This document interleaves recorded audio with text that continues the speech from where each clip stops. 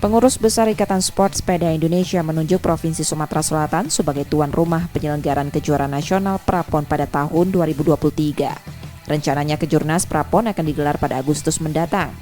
Total ada sebanyak 9 nomor putra dan putri yang akan digelar di Kejurnas Prapon tahun ini.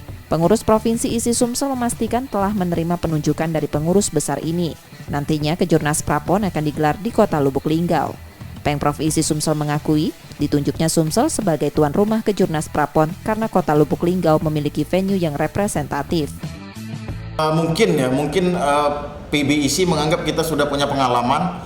Yang kedua, kita dianggap sudah memiliki venue yang cukup representatif dan bahkan untuk venue DH di Bukit Sulap itu merupakan salah satu venue balap sepeda yang paling diidamkan, dalam tanda kutip juga ditakuti oleh pembalap-pembalap DH di Indonesia karena keekstriman medannya dengan ikonnya itu Rock Garden. Nah, mungkin ini yang menyebabkan PIB menunjuk Sumsel untuk jadi tuan rumah Prapon.